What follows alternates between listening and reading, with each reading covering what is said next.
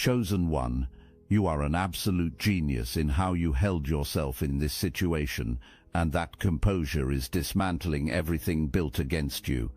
Legal consequences are circling, questions are forming, evidence is aligning. Justice doesn't approach quietly, it locks in. Elevation follows restraint. You walk forward. There's money involved, significant money, life insurance money, and there's a plan that involves someone not being alive anymore. Stay with me, because this is where the situation takes a turn that will make your blood run cold and your spirit burn hot at the same time. Someone took out a policy. Someone forged signatures. Someone made it look like you were involved in planning something you didn't even know existed. Someone created paperwork with your name. Someone manufactured evidence with your fingerprints all over it, metaphorically speaking. And someone did it so carefully, so methodically, that for a while it probably looked convincing.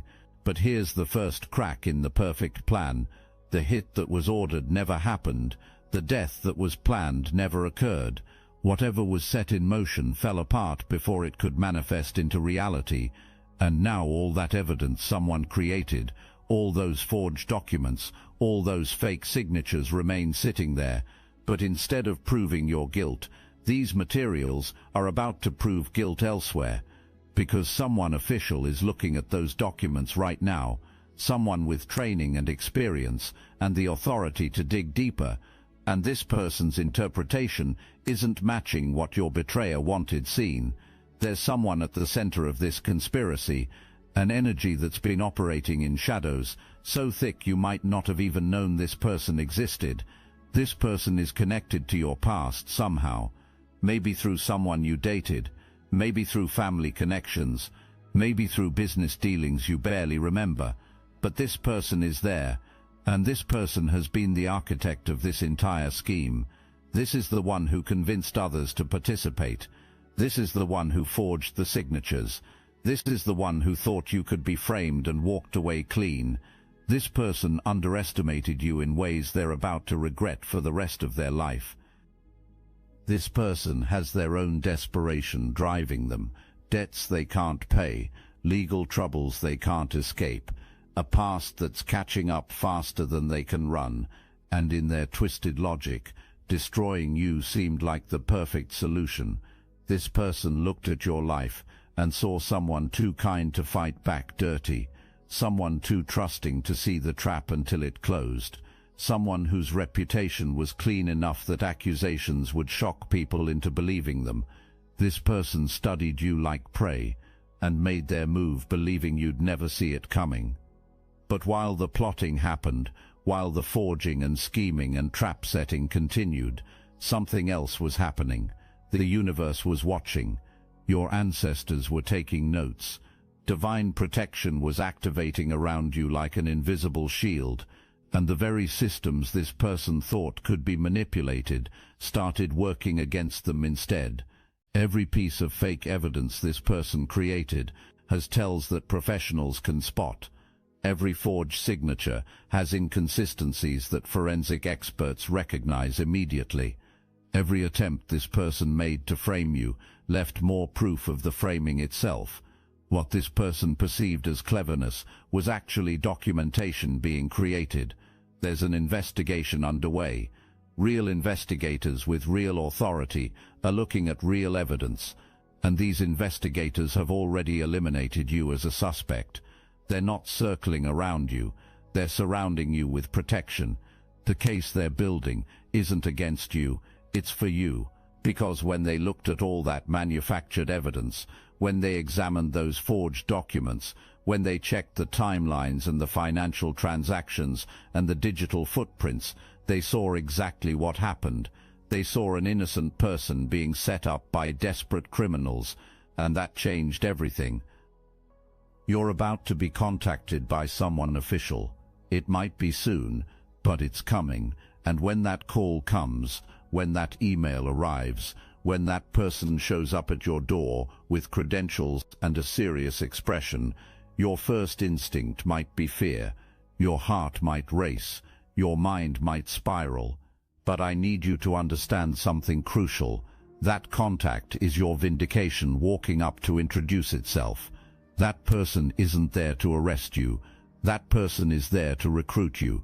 They need your help to bring down the people who tried to destroy you. And you're about to discover that you have power in this situation that you never imagined. The investigators have already done their homework. They've looked into your background. They've examined your finances. They've interviewed people who know you. And everywhere they looked, they found the same thing: integrity, honesty, a clean track record, a history of treating people fairly and operating transparently. That history is your shield right now.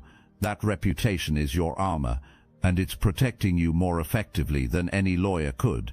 Because when investigators see someone with your character being accused of something this dark, they immediately know that something is wrong with the accusation, not with you. Let's talk about the specific moments where your genius really showed itself. Because this wasn't just about passive survival, this was about active intelligence. Think back to when your betrayer first started testing you. Your betrayer was probing to see how much you knew. Your betrayer was asking seemingly innocent questions that were actually information-gathering missions. And you, without even consciously realizing it, gave nothing useful. You kept your cards close. You shared enough to seem normal, but withheld the details that would have helped refine the scheme against you. That wasn't luck. That was instinct protecting you. Remember when your betrayer tried to get you to sign documents? Maybe it was a business agreement. Maybe it was a loan application. Maybe it was something that seemed completely benign at the time. But something in you hesitated. Something made you pause. Maybe you said you needed to review it with someone else.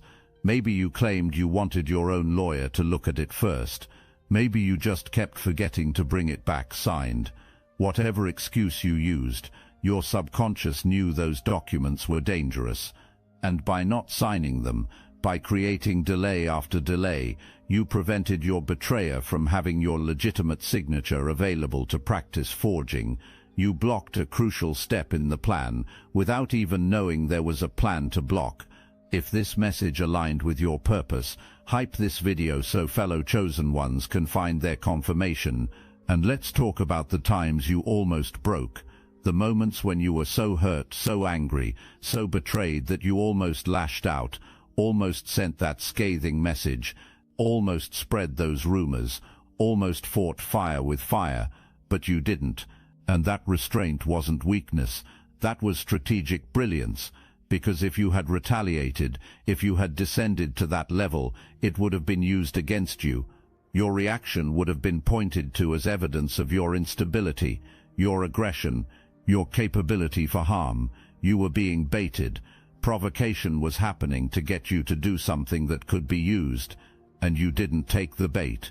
You swallowed your pride. You processed your pain privately. You refused to give ammunition. That's genius-level self-control. There's something else you did that shows how brilliant you actually are. You kept living your life. The betrayal didn't stop you from pursuing your goals. The confusion and hurt didn't paralyze you into inaction. You went to work. You maintained your routines. You showed up for your responsibilities. And in doing so, you created a public record of normalcy. Witnesses saw you functioning. Evidence was created that you weren't spiraling, or plotting, or behaving like someone with dark intentions. Your commitment to keep moving forward, despite the pain, created a protective barrier of ordinary behavior that makes the accusations against you seem absurd. Think about the psychological warfare being waged against you, the gaslighting, the times you were made to question your own perceptions and memories, the moments when you were convinced that you were overreacting, or being paranoid, or imagining things. That's a form of torture, chosen one. That's a deliberate attempt to destabilize your sense of reality, and yet you held on to your truth. Deep down, beneath all the doubt being planted, you knew what you knew. You trusted your experiences. You believed your own memories. And that core of self-trust is what kept you sane when active attempts were happening to make you think you were losing your mind. Your betrayer was counting on you to doubt yourself so much that you wouldn't trust your instincts. Confusion and second-guessing were needed, so you wouldn't notice the real danger. But you noticed anyway. You felt it anyway. And even when you couldn't articulate exactly what was wrong, you knew something was wrong. That knowing, that refusing to be talked out of your own perception, that's what kept you vigilant. That's what kept you from walking into the trap with your eyes closed. Let's examine the financial genius you displayed. Maybe you didn't give access to your accounts even when asked. Maybe you didn't co-sign on things even when pressured. Maybe you didn't invest in opportunities presented even when it was made to sound irresistible. Something in you protected your resources. Something made you keep your financial life separate and secure. And now that's saving you from being implicated in money laundering or fraud or whatever financial crimes were being set up with your name attached.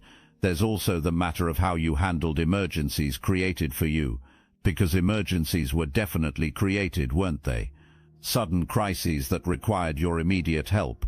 Urgent situations where money or access or assistance was needed right away. And while you might have helped sometimes, you didn't help every time. You set boundaries. You said no when something felt too far. You protected yourself even when attempts were made to make you feel guilty for not sacrificing everything. Those boundaries you held, those limits you maintained, prevented you from becoming too entangled in schemes. Distance was kept that now looks like evidence of your non-involvement. Consider how you responded when attempts were made to turn you against other people. When someone you both knew was spoken badly about. When recruitment into negativity was attempted. When joining in judging or condemning or plotting against others was desired. You didn't fully buy in, did you? You might have listened politely. You might have nodded along to keep the peace, but you didn't internalize the hatred. You didn't adopt their enemies as your enemies. You maintained your own judgment about people, and that independence of thought is protecting you now, because when investigators talk to those other people, a pattern isn't being found of you participating in schemes or conspiracies or plots. Someone who stayed neutral is being found. Someone who didn't get pulled into drama. Your genius is also evident in the questions you asked, the times you pushed back and asked for clarification, the moments when you asked why or how or what's the purpose of this. You didn't just accept everything at face value. You inquired. You sought understanding. And those questions, annoying as they might have seemed to your betrayer, slowed down the process. Manipulating you quickly became harder. Time was bought. Moments were created where you could think instead of just react. Every question you asked was a small act of resistance against control. There were also moments when you chose silence instead of oversharing. Times when you could have revealed more about yourself, but chose not to. You kept certain things private. You maintained some mystery. And that privacy, that discretion, it protected information that would have been weaponized. Fishing was happening for details that could be used against you. And you, whether consciously or not, didn't give everything wanted. You held back. You kept parts of yourself sealed off from probing. That's emotional intelligence. That's protective wisdom operating through you. Think about the energy you chose not to engage with, the arguments you declined to participate in, the drama you walked away from, the provocations you ignored. Attempts were being made to get reactions out of you. You were being pushed to become defensive or aggressive or emotional in ways that could be recorded and used against you. But you didn't perform. You didn't give the show wanted. You stayed calm when chaos was desired. You stayed quiet when screaming was expected. You stayed dignified when degradation was planned. That's not just emotional maturity, that's strategic brilliance. There were probably moments when you caught small lies, little inconsistencies in stories, tiny contradictions in timelines, and you noticed. You filed those away. You didn't confront every time because you were still trying to understand the bigger picture, but you remembered, you kept a mental record, and now those small lies you noticed are proving to be parts of a much larger pattern of deception. Your attention to detail, your memory for inconsistency, that's going to be invaluable to investigators who need to establish a pattern of dishonesty. Think about the technologies you used or didn't use. Maybe you didn't give passwords even when asked. Maybe you didn't add anyone to your accounts even when it would have been convenient. Maybe you kept your phone locked. Maybe you didn't share your location constantly. Maybe you maintained some digital privacy even when it was framed as lack of trust. That digital boundary keeping is protecting you now, because your devices couldn't be accessed to plant evidence. Your accounts couldn't be used to make transactions look like you authorized them. Your simple acts of keeping your digital life private became shields against schemes. Your genius showed in how you handled apologies too. When your betrayer sensed you pulling away and tried to reel you back in with tears and promises, you might have forgiven on the surface, might have said the words your betrayer wanted, but you didn't forget. You didn't fully trust again. You stayed guarded. You remained watchful. You gave another chance, but not complete access. That discernment, that ability to forgive without becoming foolish, that's wisdom beyond measure. Consider the legal and official things you did or didn't do during this time. Maybe you consulted a lawyer about something unrelated, but mentioned this situation in passing.